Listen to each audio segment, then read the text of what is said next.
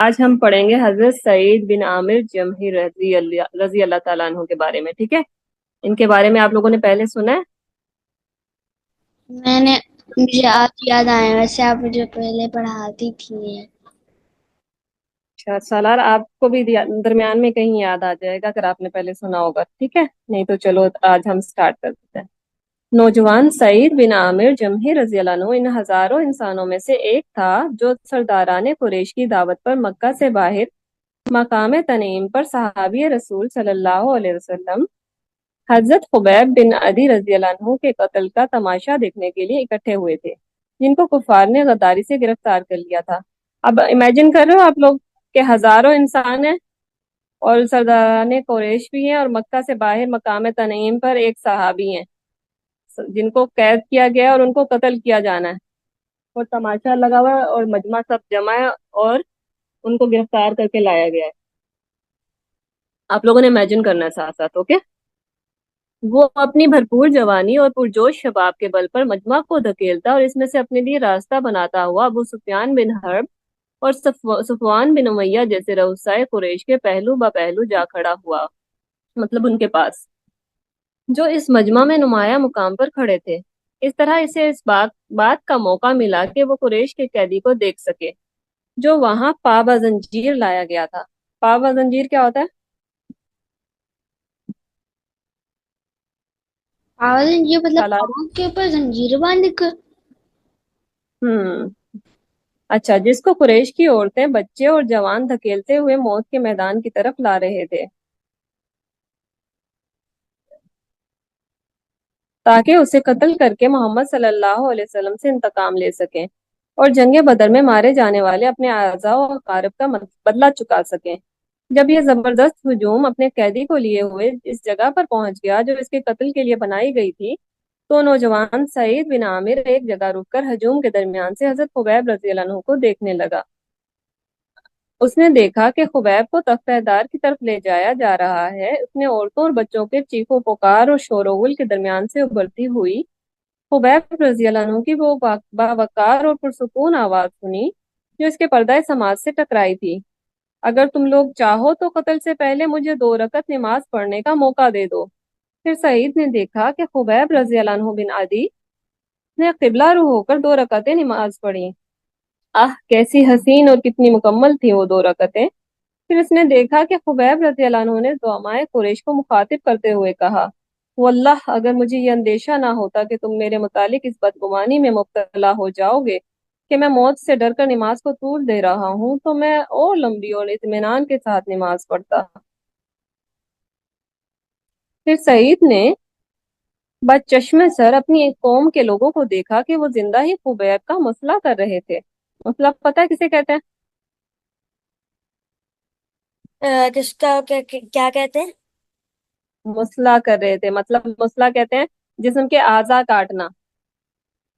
یہ لفظ آپ نے پہلے بھی سنا ہوگا، جیسے حضرت حمزہ رضی اللہ عنہ کو جب شہید کر دیا گیا تھا غزوہ احد میں، تو ان کے جسم کا مسئلہ کیا تھا نا، ان کے اعضاء کاٹ کے ناک کا ہار بنا لیا، کان کا ہار بنا لیا، نعوذ باللہ۔ تو وہ ان کو زندہ ہی ان کے جسم کا مسئلہ کر رہے تھے، مطلب ان کے اعضاء کو کاٹ رہے تھے، یکے بعد دیگرے، ہاتھ کاٹا، پاؤں کاٹا، اس طرح سے ان کے اعضاء کو کاٹ رہے تھے۔ تو ساتھ ساتھ یہ کہتے بھی جاتے تھے کہ کیا تم یہ بات پسند کرو گے اس وقت محمد تمہاری جگہ یہاں ہوتے صلی اللہ علیہ وسلم اور تم اس صلی تکلیف اللہ سے علیہ بچ جاتے؟ وسلم۔ تو خبیب رضی اللہ عنہ نے جواب دیا، اور اس وقت جب انہوں نے جواب دیا ان کی حالت کیا تھی کہ ان کے جسم سے بہت زیادہ خون بہ رہا تھا، کیونکہ جسم کے آدھا کاٹے جا رہے تھے۔ اب آپ نے دیکھا ہوگا انگلی پہ کٹ لگ جاتا ہے کتنا خون نکلتا ہے، ان کے تو آدھا کاٹے جا رہے تھے۔ تو انہوں نے کیا کہا: واللہ مجھے تو اتنا بھی گوارا نہیں ہے کہ میں امن و اطمینان کے ساتھ اپنے اہل و عیال میں رہوں اور ان کے پاؤں کے تلوے میں ایک کانٹا بھی چبھ جائے۔ سمجھ رہے ہو محبت کا لیول جو ہے نا، کہ میں اگر اپنے گھر میں کچھ ہنسی خوشی تم مجھے چھوڑ دو اور میں یہاں سے چلا جاؤں اور ایک کانٹا بھی چبھ جائے نبی صلی اللہ علیہ وسلم کے پاؤں میں تو اتنا بھی نہیں برداشت کر سکتا۔ ان کو مجھے تو یہ تکلیف ہی نہیں ہے میرے لیے، ٹھیک ہے؟ تو جب انہوں نے یہ بات کہی تو وہ لوگ تو پہلے ہی بفرے ہوئے تھے، اور یہ سنتے ہی لوگوں نے اپنے ہاتھوں کو فضا میں بلند کرتے ہوئے چیخنا شروع کر دیا: मार डालो इसे, कत्ल कर दो इसे। फिर सईद बिन आमिर की आंखों ने ये मंजर भी देखा कि खुबैब रजी अल्लाह अन्हु ने तख्ता दार ही से अपनी नजरें आसमान की तरफ उठाते हुए कहा, खुदाया इन्हें एक एक करके गिन ले, इन्हें मुंतशिर करके हलाक कर, और इनमें से किसी को ना छोड़। फिर उन्होंने आखिरी सांस ली और रूह पाक अपने रब के हजूर पहुंच गई। इस वक्त उनके जिस्म पर तलवारों और नेजों के अनगिनत जख्म थे। इसके बाद कुरैश मक्का लौट आए और बड़े बड़े वाकयात और हादसात के हजूम में खुबैब रज़ियल्लाहु अन्हु और इनके कत्ल का वाकया इनके जहनों से ओझल हो गया। लेकिन नौजवान सईद बिन आमिर खुबैब रज़ियल्लाहु अन्हु की मजलूमियत और इनके दर्दनाक कत्ल के इस दिलखराश मंजर को अपने लोहो जहन से एक लम्हा के लिए भी महव ना कर सके। मतलब उनको भूलता ही नहीं था ये मंजर, हर टाइम उनके दिमाग में। आप जब देखते हैं, आप कोई अच्छा सीन देखते हैं, कोई हीरो कुछ कर रहा होता है, तो आपको बार बार वो सीन जहन में आता है ना, या फिर कुछ बुरा हो जाता है और आपके दिमाग में, आप तो वीडियो से ही अपने दिमाग में वो इमेजिन कर सकते हो ना, वो दिमाग में आता है बार बार। आप सोचो, एक नौजवान जहन है और उसके सामने ये सब कुछ हुआ है और उन्होंने देखा है, उनके दिल का इत्मीनान की नमाज पढ़ते हुए कितने इत्मीनान से वो नमाज पढ़ रहे थे, और उन्होंने देखा कि उनको मौत का डर नहीं था, उन्होंने देखा कि उनको अल्लाह का कितना यकीन था कि वो उनके दिल से मौत का डर निकल गया था, और उनको मोहम्मद सल्लल्लाहु अलैहि वसल्लम से कितनी मोहब्बत थी कि वो ये नहीं गवारा कर सकते थे कि उनके पाँव में कांटा भी चुभे। तो उनके दिमाग में ये सारी बातें ना, मतलब जंग चलती रहती थी कि मतलब ये अल्लाह कौन है, ये मोहम्मद सल्लल्लाहु अलैहि वसल्लम कौन है, ये बंदा कैसा था। और उसने जिस अल्लाह से दुआ की कि एक एक को गिन ले, तो क्या इतनी पावर है कि कहीं मेरे ऊपर आसमान से पत्थर ना गिरने लग जाएं। तो मतलब वो हर टाइम ना डर रहे होते थे।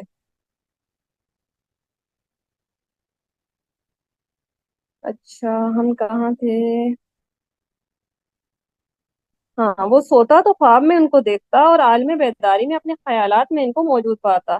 ये मंजर हर वक्त उनकी निगाहों के सामने रहता कि खुबैब तख्तेदार के सामने बड़े सुकून और इत्मीनान के साथ खड़े दो रकअतें अदा कर रहे हैं। और उसके पर्दा समाज से हर वक्त उनकी आवाज टकराती रहती जब वो कुरैश के लिए बद्दुआ कर रहे थे। और उसको इस बात का हर वक्त डर लगा रहता कि कहीं आसमान से कोई बिजली चट्टान गिर कर इसे हलाक ना कर दे। ओहो।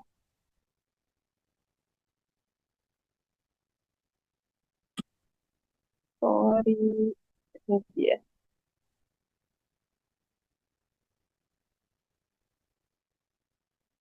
हम्म। फिर खुबैब रजी अल्लाह अन्हु ने सईद को वो बातें बता दी जो पहले से ही इसके इल्म में ना थी।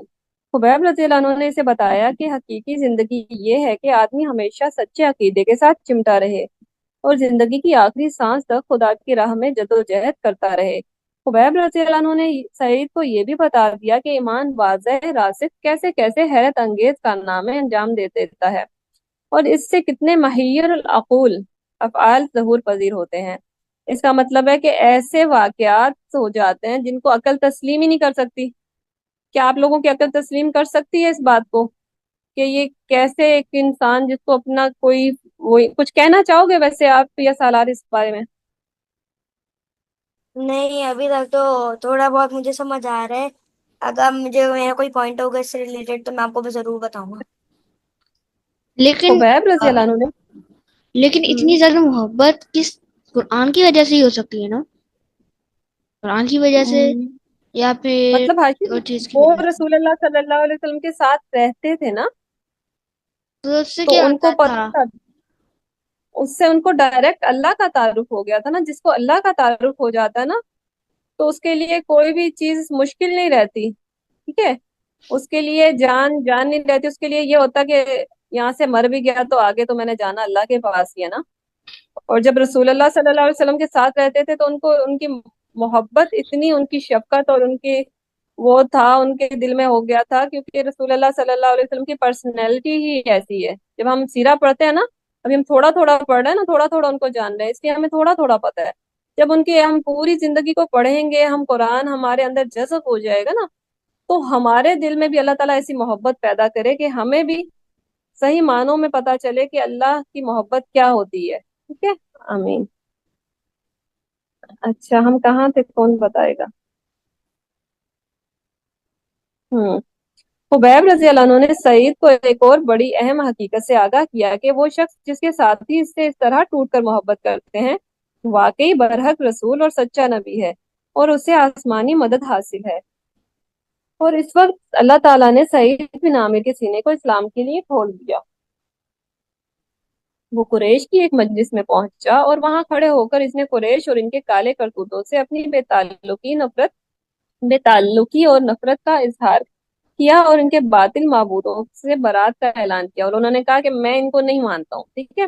جب انہوں نے ان کے دل میں ایمان آیا نا، تو انہوں نے یہ نہیں کہا کہ وہ چھپا کے اپنے ایمان کو رکھے، سب کے سامنے گئے اور ان کو کہا کہ تم یہ جو کرتے ہو نا، میں ان کو نہیں مانتا، میں ان سے بری ہوں، ٹھیک ہے۔ اور اپنے اسلام کا اعلان کیا اور کھلم کھلا اعلان کیا، ٹھیک ہے۔ اس کے بعد حضرت سعید بن عامر رضی اللہ عنہ ہجرت کر کے مدینہ چلے گئے، اور مستقل طور پر انہوں نے رسول اللہ صلی اللہ علیہ وسلم کی صحبت اختیار کر لی، اور غزوہ خیبر اور اس کے بعد کے تمام غزوات میں آپ صلی اللہ علیہ وسلم کے ہم رکاب رہے۔ اور جب نبی کریم صلی اللہ علیہ وسلم اپنے رب کے جوار رحمت میں منتقل ہو گئے، تو حضرت سعید بن عامر رضی اللہ عنہ آپ صلی اللہ علیہ وسلم کے دونوں خلفاء حضرت ابو بکر صدیق رضی اللہ عنہ اور حضرت عمر فاروق رضی اللہ عنہما کے ہاتھوں میں شمشیر برہنہ بن گئے، اور انہوں نے اپنی تمام جسمانی اور نفسانی خواہشات کو خدائے تعالیٰ کی مرضیات کے تابع کر کے اپنی زندگی کو اس مومن صادق کی زندگی کا نادر اور بے مثال نمونہ بنا کر پیش کیا، جس نے دینوی عیش و عشرت کے عوض آخرت کی ابدی و لافانی کامیابی اور فائز المرامی کا سودا کر لیا ہو۔ اب اتنے مشکل لفظ ہیں، سیدھی سیدھی مطلب آسان لفظوں میں بتاتی ہوں کہ انہوں نے نا مطلب اپنی دنیا کی ہر چیز کو چھوڑ کے نا، مطلب عیش و عشرت اور ہر چیز کو، انہوں نے اتنی سادہ زندگی اپنائی۔ آگے آپ پڑھو گے نا ان کے بارے میں تو آپ کو اور زیادہ حیرت ہوگی۔ رسول اللہ صلی اللہ علیہ وسلم کے یہ دونوں جانشین ان کی نصیحتوں کو بہت غور و توجہ سے سنتے اور ان کی باتوں پر پورا پورا دھیان دیتے تھے۔ ایک بار وہ حضرت عمر فاروق رضی اللہ عنہ کے دور خلافت کے ابتدائی ایام میں ان کی خدمت میں حاضر ہوئے اور نصیحت کرتے ہوئے ان سے کہا، عمر، میں آپ کو نصیحت کرتا ہوں کہ رعایا کے بارے میں ہمیشہ خدا تعالیٰ سے ڈرتے رہیے، اور خدا کے معاملے میں لوگوں کا خوف نہ کیجیے، اور آپ کے اندر قول و عمل کا تضاد نہ پایا جائے۔ بہترین قول وہی ہے جس کی تصدیق عمل سے ہوتی ہے۔ اچھا، یہ مجھے وہ سمجھائے گا لفظ کہ انہوں نے کیا جملہ کہا ہے، سالار یا حاشر؟ ہاں، کہ بہترین تھوڑا بہت وہی نہیں ہے جس کی سمجھ آ رہا، تصدیق عمل سے ہوتی ہے۔ سمجھ نہیں آیا یہ۔ دیکھو، بہترین قول کہتے ہیں بات کو، ٹھیک ہے۔ بہترین بات وہ ہے جس کی تصدیق عمل سے ہوتی ہے۔ مطلب آپ کسی کو کہو کہ سچ بولنا چاہیے، ٹھیک ہے، یہ آپ نے بولا ہے، یہ آپ کا قول ہے، لیکن آپ سچ بولو گے تو وہ اس کی تصدیق ہوگی کہ آپ بھی سچ بولتے ہو۔ آپ کسی کو کہتے ہو کہ نماز پڑھنی چاہیے، سنت ہے، یہ فرض ہے، یہ اسلام کا رکن ہے، آپ کسی کو دعوت دے رہے ہو، دعویٰ کا کام کرنا ہے نا آپ نے بھی، تو اس کے اندر آپ کہو کہ بھائی یہ کرنا چاہیے، اور آپ کو خود نہیں کرتے ہو، تو اس کے اندر نا وہ نہیں رہے گا، تاثیر نہیں رہے گی۔ تو جب تک آپ وہ کام خود نہیں کرتے ہو نا، تو اس کی تصدیق نہیں ہوتی ہے۔ بہترین قول وہی ہے جس کی تصدیق عمل سے ہوتی ہو، ٹھیک ہے۔ آپ جو بھی کرتے ہو، آپ کسی کو دعویٰ دے رہے ہو، ایک دفعہ رک کے اپنے آپ کو دیکھ لو کہ آیا میں اس کی تصدیق بھی ہو رہی ہے میرے عمل سے، ٹھیک ہے۔ تو یہ جن کے بارے میں آپ پڑھ رہے ہو نا، تو سمجھو یہ آپ کے لیے نا ان کا ایک جملہ گفٹ ہے، ہمیشہ یاد رکھنا کہ بہترین قول وہی ہے جس کی تصدیق عمل سے ہوتی ہو۔ سمجھ آ گئی ہے؟ یس، اب سمجھ آ گئی مجھے۔ انشاءاللہ بولو کہ ہم انشاءاللہ اس بات کو یاد رکھیں گے، ہمیشہ مجھے اس پہ بھی عمل سمجھ بھی آ کریں گئی ہے۔ گے۔ انہوں نے سلسلہ گفتگو کو آگے بڑھاتے ہوئے فرمایا، عمر، دور و نزدیک کے ان تمام مسلمانوں پر ہمیشہ اپنی توجہ مرکوز رکھیے جن کی ذمہ داری اللہ تعالیٰ نے آپ پر ڈالی ہے، اور ان کے لیے وہی باتیں پسند کیجیے جو آپ خود اپنے اور اپنے اہل و عیال کے لیے پسند کرتے ہیں، اور حق کی راہ میں بڑے سے بڑے خطرے کی بھی پرواہ نہ کیجیے، اور اللہ کے بارے میں کسی ملامت کو خاطر میں نہ لائیے۔ سعید، یہ سب کس کے بس کی بات ہے؟ مطلب یہ حضرت عمر رضی اللہ عنہ کو ایڈوائز کر رہے ہیں، ٹھیک ہے، اور حضرت عمر رضی اللہ عنہ سامنے سے کیا کہہ رہے ہیں کہ سعید، یہ سب کس کے بس کی بات ہے؟ حضرت عمر رضی اللہ عنہ نے ان کی یہ باتیں سن کر کہا، یہ آپ جیسے شخص کے بس کی بات ہے جس کو اللہ تعالیٰ نے امت محمد صلی اللہ علیہ وسلم کا ذمہ دار بنایا ہے۔ अच्छा, ये सिर्फ आप लोग ये नहीं समझें कि उन्होंने उस टाइम पे हजरत उमर रजी अल्लाह अन्हु को ही कहा था। आप अपने ऊपर भी इसको इमेजिन कर सकते हैं कि आपको कहा जा रहा है या मुझे कहा जा रहा है, ठीक है। क्योंकि हम भी तो खलीफतुल अर्द है ना, हमें भी तो रसूल अल्लाह सल्लल्लाहु अलैहि वसल्लम जिम्मेदारी देके गए हैं। ये आप जैसे शख्स की बस की बात है जिसको अल्लाह ताला ने उम्मत मोहम्मद सल्लल्लाहु अलैहि वसल्लम का जिम्मेदार बनाया है, जिसके और खुदा के दरमियान कोई दूसरा हायल नहीं है। हजरत सईद रजी अल्लाह अन्हु ने कहा, इस गुफ्तगू के बाद हजरत इस गुफ्तगू के बाद खलीफा रजी अल्लाह अन्हु ने हजरत सईद बिन आमिर रजी अल्लाह अन्हु से हुकूमत की जिम्मेदारियों की अदायगी के सिलसिले में ताउन की ख्वाहिश जाहिर की और फरमाया, सईद, मैं तुमको हम्स का गवर्नर बना रहा हूँ। उमर, मैं आपको खुदा का वास्ता देता हूँ, मुझे आजमाइश में ना डालिए। हजरत सईद रजी अल्लाह अन्हु ने जवाबन अर्ज किया। इनका ये जवाब सुनकर हजरत उमर रजी अल्लाह अन्हु ने कदरे खफगी का इजहार करते हुए फरमाया, खुदा तुम्हारा भला करे, तुम लोग हुकूमत की भारी जिम्मेदारियां मेरे सर डालकर खुद इससे किनारा कश होना चाहते हो। खुदा की कसम, कहाँ गया, हाँ, खुदा की कसम मैं तुमको हरगिज नहीं छोड़ सकता। अच्छा, बात समझ रहे हो, कहना आसान होता, जब अपने ऊपर वो जिम्मेदारी का बोझ पड़ता है ना तो बंदा डर जाता है कि नहीं नहीं मैं कैसे करूंगा। तो हजरत उमर रजी अल्लाह अन्हु क्या कह रहे हैं, मेरे ऊपर तो इतनी बड़ी जिम्मेदारी है, तुम लोग मेरा साथ नहीं दोगे, जो छोटी छोटी जिम्मेदारी है तुम लोग भी तो लो ना। उनका गुस्सा करना बनता है कि नहीं बनता है, हाशिर और सालार?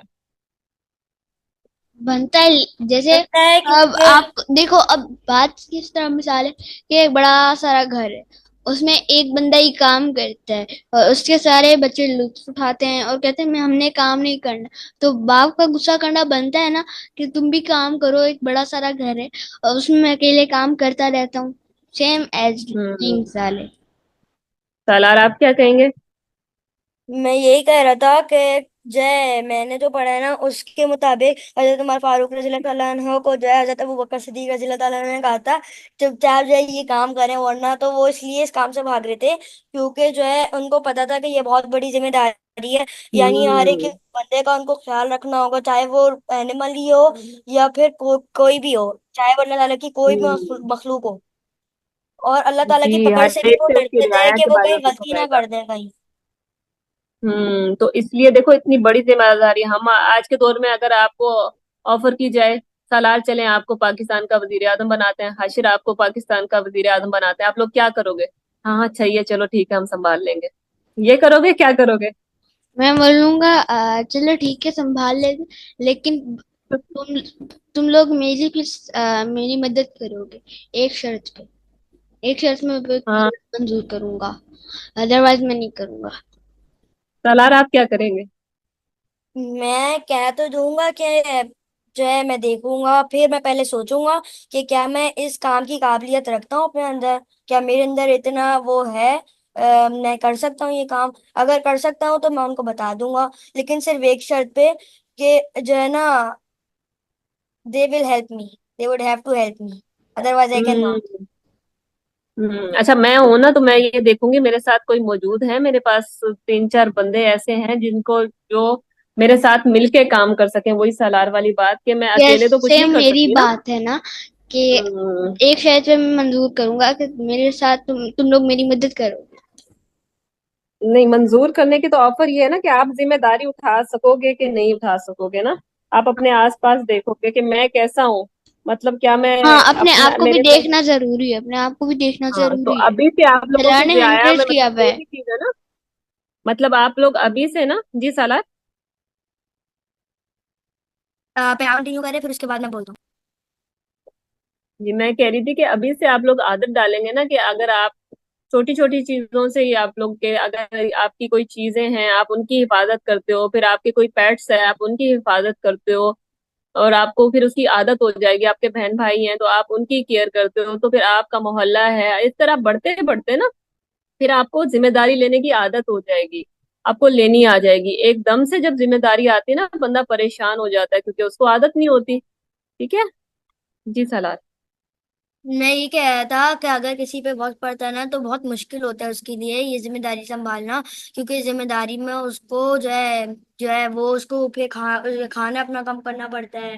جیسے میں آپ کو اگر اگزامپل دوں، یزید اور معاویہ، ان جیسے لوگوں کے جو خلیفہ تھے، تو ان لوگوں کو کوئی اس کوشچن کی کوئی پرواہ نہیں تھی۔ بہت سارے لوگ تو ایسے بھی ہیں جو اس کوشچن سے ہی ڈرتے ہیں کہ کیا وہ بننا چاہتے ہیں کہ نہیں، وہ اس کوشچن کو اپنے دماغ سے نکال دیتے ہیں، لیکن جو ہے ان کو یہ سوچنا ضروری ہوتا ہے کہ وہ کیا کر بھی سکتے ہیں یہ کام یا نہیں، کیونکہ ہر بندہ یہ کام نہیں کر سکتا۔ جیسے یزید اور معاویہ کی بات ہے، ہوں وہ ان کو اچھا اپنے نفس دیکھیں پہ نا، یہاں کنٹرول پہ نہیں تھا۔ ہم سامنے ہمارے نا یہ دو چیزیں ہیں، مطلب ایک تو یہ کہ ہم اس کے اہل بھی ہو سکتے ہیں، مطلب ان کو یہ تھا کہ حضور صلی اللہ علیہ وسلم کے بعد خلافت آنی تھی نا، مطلب کسی نے تو لینا تھا نا۔ اگر حضرت ابوبکر صدیق رضی اللہ عنہ ڈر جاتے کہ نہیں میں کیسے، تو نہیں ہو پاتا۔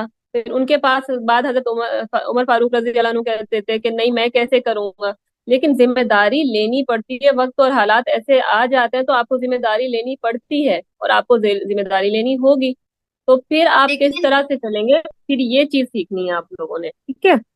وہ بات تو صحیح ہے، لیکن ہر ایک انسان، میں اس بات سے اگری کرتا ہوں کہ ہر ایک انسان نہیں کر سکتا یہ۔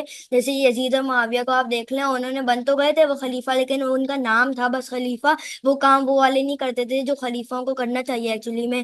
وہ جو غلط کام کرتے تھے، جیسے شراب پینا، غلط کام کرنا، اس طریقے کی چیزیں، اور ویسے اسی ہی لیے یہ ڈر گئے نا حضرت سعید رضی اللہ عنہ کے، اتنی بڑی ذمہ داری ہے تو میں کیسے پورا کروں گا۔ حضرت عمر فاروق رضی اللہ عنہ اسی لیے روتے تھے نا کہ اتنی بڑی ذمہ داری ہے کہ اگر فرات کے کنارے ایک بکری بھی اگر مر گئی کسی کی ظلم کی وجہ سے تو اس کا سوال مجھ سے ہوگا۔ جب ہم دیکھتے ہیں نا کہ ہم اپنا سوچتے ہیں کہ ہم جب ہم اللہ کے سامنے حاضر ہوں گے تو ہم سے سوال پوچھا جائے گا، تو پھر راستہ کلیئر ہو جاتا ہے، پھر ہم اپنے آپ پہ فوکس کرتے ہیں۔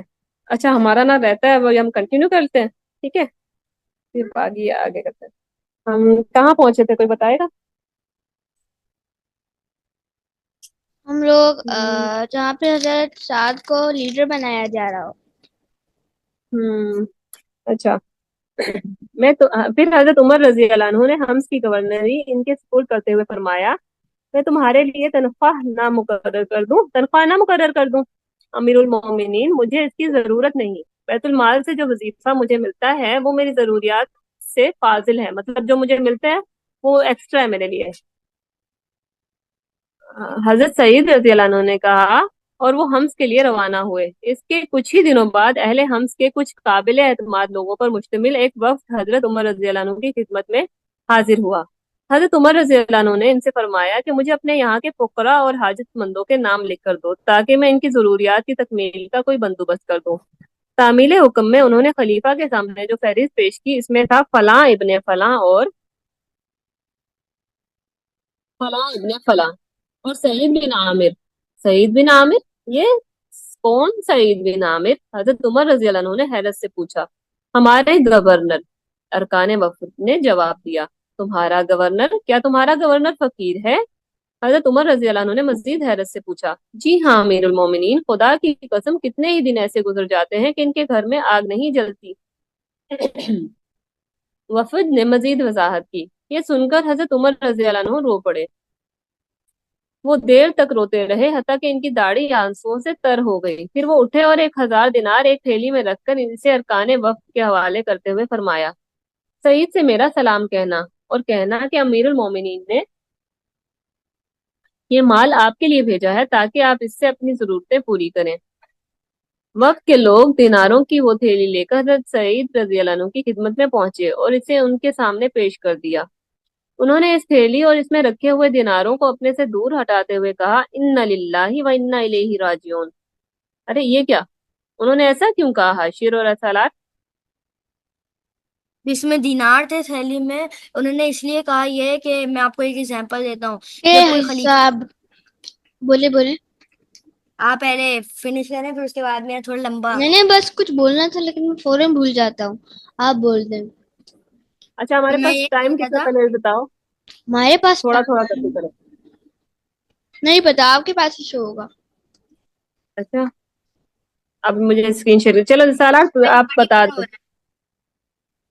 ابھی ٹائم 11:31 ہو رہا ہے جی۔ میرا یہ تھا کہ وہ انہوں نے آئی تھنک استغفر اللہ اس لیے کہا تھا کہ کیونکہ جب بھی کوئی خلیفہ بنتا ہے نا تو اس کو اپنے آپ پہ وہ کرنا چاہیے، پہلے اس کو سوچنا چاہیے کہ وہ کر بھی سکتا ہے۔ اب اس بات کو ہی لے کر میں آپ کو بتاتا ہوں کہ خلیفہ بننا آسان نہیں ہوتا۔ خلیفہ جب بنتا ہے نا تو اس کو اپنے نفس کو کچل کے آگے بڑھنا ہوتا ہے، اور اس پہ اپنے نفس پہ کنٹرول کرنا ہوتا ہے، اپنے اندر کے وہ تو شیطان پہ۔ پہلے ہی نہیں لے رہے نا سالار، یہاں پہ دیکھو وہ تو پہلے ہی سیلری نہیں لے رہے ہیں، اور ہاں نا، کیونکہ یہ ان کی وہ یہ نفس پہ وہ فطرہ میں ان کنٹرول کی وہ کر آئی ہے۔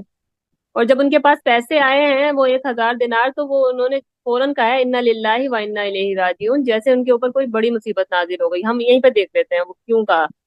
آواز سن کر ان کی بیوی میں گھبرائی ہوئی ان کے میں پاس آئی۔ صرف آپ کو اگزامپل دے رہا ہوں کہ انہوں نے ہوں استغفر اللہ انا للہ و انا الیہ راجعون اس لیے کہا ہے ہوں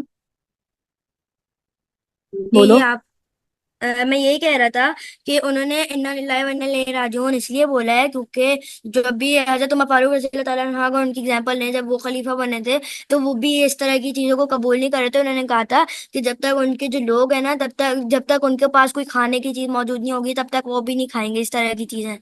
تو اسی ہوں لیے وہ پھر غربا میں انہوں نے تقسیم کر دیا شاید، جو اب یہ 1000 دینار والی بات ہے۔ آگے ایسے ہی ہوگا، دیکھتے ہیں۔ اچھا، کیا کسی جنگ میں، اچھا کہاں گئے؟ ان کی بیوی آئی نا تو کیا ہوا سعید، کیا بات ہے؟ کیا امیر المومنین کا انتقال ہو گیا؟ نہیں، اس سے بھی بڑا حادثہ پیش آیا ہے۔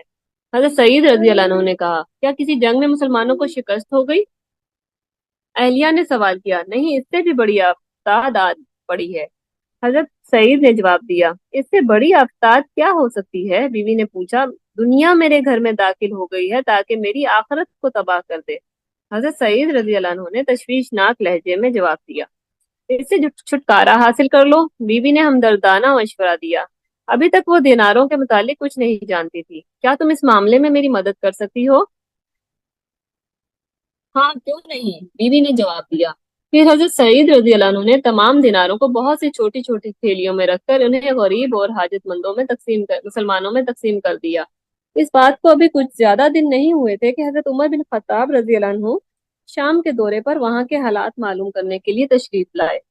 اس دورے میں جب آپ ہمس پہنچے تو جب اہل ہمس، اچھا یہاں پہ ہمس والوں کا نا بتایا گیا ہے، اس زمانے میں ہمس کو کویفہ بھی کہا جاتا تھا، اس لیے کہ وہاں کے باشندے بھی اہل کوفہ کی طرح اپنے اعمال اور حکام کی بکثرت شکایتیں کرنے میں مشہور تھے۔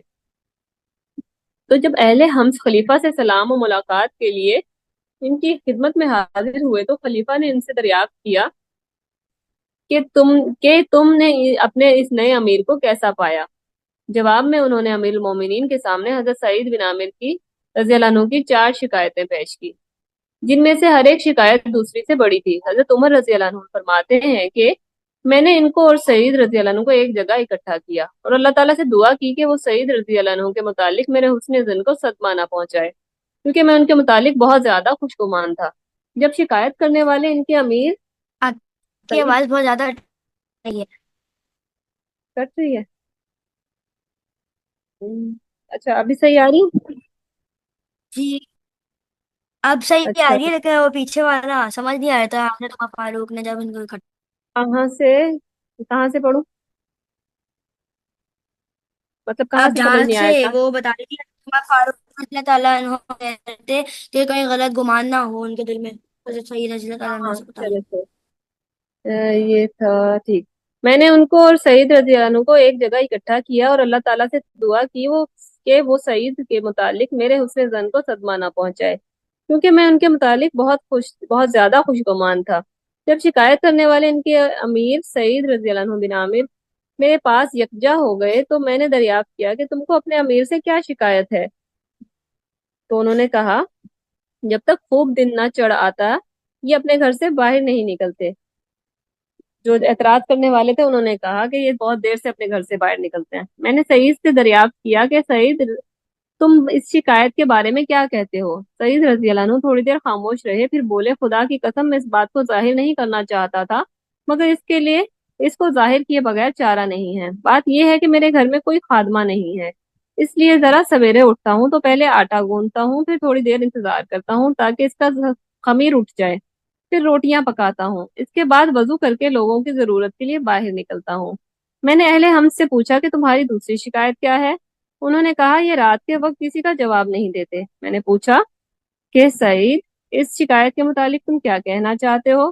तो उन्होंने जवाब दिया, खुदा की कसम मैं इस बात को भी जाहिर करना पसंद नहीं करता था। मैंने दिन के औकात लोगों के लिए और रात के औकात अपने रब के लिए मखसूस कर रखे हैं। फिर एतराज करने वालों से मैंने कहा, अब तुम अपनी तीसरी शिकायत बयान करो। उन्होंने कहा, ये महीने में एक बार दिन भर घर से बाहर नहीं निकलते। मैंने दरियाफ्त किया, सईद तुम इस शिकायत का क्या जवाब देते हो।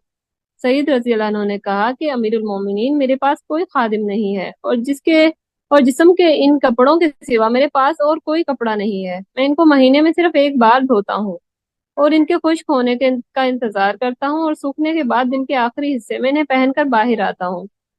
मैंने मोतरजीन से कहा कि अब तुम अपनी आखिरी शिकायत बयान करो। उन्होंने कहा कि इनको रह रहकर गशी के शदीद दौरे पड़ते हैं और ये अपने गिरदो पेश से बेखबर हो जाते हैं। गशी के दौरे पड़ना मतलब ये है कि वो बेहोश हो जाते हैं काफी देर तक ना, और आसपास का उनको कुछ नहीं पता होता। मैंने कहा, सईद तुम्हारे पास इस शिकायत का क्या जवाब है। उन्होंने जवाब दिया कि मैं खुबैब रजी अल्लाह अन्हु बिन अदी के कत्ल के वक्त मौके पर मौजूद था और इस वक्त मैं मुशरिक था। मैंने कुरैश को देखा कि वो इनके जिस्म का एक एक उज़ू काटते जाते हैं और साथ ही ये कहते जाते हैं, क्या तुम पसंद करते हो कि आज तुम्हारी जगह मोहम्मद होते और तुम इस तकलीफ से निजात पा जाते। तो वो जवाब देते कि खुदा की कसम, मुझे तो ये भी पसंद नहीं कि मैं इत्मीनान और सुकून के साथ अपने अहल व अयाल में रहूं और मोहम्मद सल्लल्लाहु अलैहि वसल्लम के तलवों में एक फांस भी लग जाए।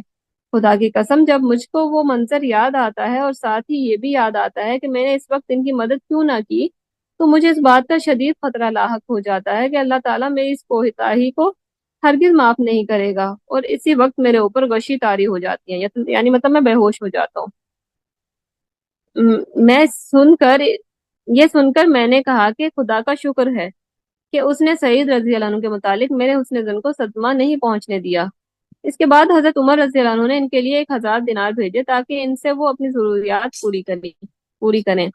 जब इनकी अहलिया ने इन दिनारों को देखा तो बोली कि खुदा का शुक्र है कि हम इसने हमको आपकी खिदमत से बेनियाज कर दिया। हमको अच्छा, अब आप इस रकम से हमारे लिए एक गुलाम और एक खादमा खरीद दीजिए।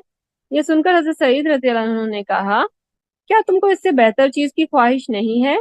इससे बेहतर क्या चीज है, अहलिया ने पूछा। ये रकम हम इसी के पास उसके पास जमा कर दें जो इसे हमको उस वक्त वापस कर दे जब हमें इसकी ज्यादा जरूरतमंद हो। हजरत सईद रज़ी अल्लाह अन्हु ने बात सुझाई। इसकी क्या सूरत होगी, अहलिया ने वजाहत चाही। हजरत सईद रज़ी अल्लाह अन्हु ने कहा कि हम ये रकम अल्लाह ताला को कर्ज हसना दे दें। अहलिया ने कहा, हाँ ये बेहतर है, अल्लाह आपको जजाए खैर दे। फिर हजरत सईद रज़ी अल्लाह अन्हु ने इस मजलिस से उठने से पहले इन तमाम दिनारों को बहुत सी थैलियों में रखकर अपने घर के एक आदमी से कहा, इन्हें फलां कबीले की बेवाओं, फलां कबीले के यतीमों, फलां फलां कबीले के मस्कीनों और फलां कबीले के हाजतमंदों में तकसीम कर दो। अल्लाह ताला हजरत सईद बिन आमिर जमहीद से राजी हो रज़ियल्लाहु, और उन लोगों में से थे जो खुद मोहताज और जरूरतमंद होते थे और अपने ऊपर दूसरों को तरजीह देते थे। तो आप लोग कुछ कहना चाहेंगे, कैसी लगी आपको इनकी स्टोरी। बहुत अच्छी थी। तो बहुत अच्छी थी। इससे हमें ये एग्जाम्पल मिलती है कि जब सहाबा रज़ी अल्लाह अन्हु इतना ख्याल रखते थे इन सारी चीजों का, तो हमें हमें भी इसी तरीके से करना चाहिए। ये क्योंकि अब तो बहुत सारे ऐसे लोग हैं जो कि पैसों को ज़िया करते हैं, उनका ज़िया करते हैं, गलत कामों में इस्तेमाल करते हैं एक बात ये भी वो और लोग कि अपने देखें ना, अब हम लोग को अपनी नजर में देखें तो हम लोग तो अब जब जैसे ही पैसे आए हम लोग सोचते हैं, एक नई गाड़ी ले लेते हैं, एक बड़ा सारा घर ले लेते हैं, ये भी ले लेते हैं, वो भी ले लेते हैं। और उनका अच्छा, मैं एक बात बताऊं। मुझे ना, जब मैंने इनकी पहली दफा पढ़ी थी ना, मुझे यकीन नहीं आया था। मतलब इसमें हम आगे भी बहुत जिनकी भी पढ़ेंगे ना, हमें लगेगा कि यार ये कैसे लोग थे। मतलब मैं जब पढ़ती थी ना, मुझे लगता था यार ये कैसे लोग थे, इसी दुनिया में रहते थे, यहीं पे खाते पीते थे। अभी हमें ना ये लोग नजर आ रहे हैं, मतलब फलस्तीन में क्या हो रहा है, मतलब और जहाँ पे चाइना में क्या हो रहा है और आसपास के ममालिक में हम देखते हैं ना, तो इन जैसे लोग हमें नजर आएंगे जब हम आंखें खोल के देखेंगे ना। हम جب دیکھیں گے کہ اچھا یہ لوگ ایسے لوگ ابھی بھی موجود ہیں، مطلب ان کا توکل، ان کا ایک جو قربانی کا جذبہ، اور ان کا اللہ تعالیٰ پہ یقین ہے نا.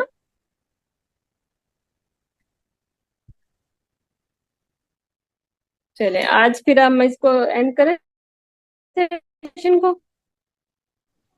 سرار نے اپنا ہینڈ ریز کیا ہوا ہے، ان سے یس، میں یہ کہہ رہا تھا کہ میں نے جب پہلی مرتبہ حضرت سعد بن معاذ مجھے رضی نظر اللہ نہیں آ رہا، سالار بولے.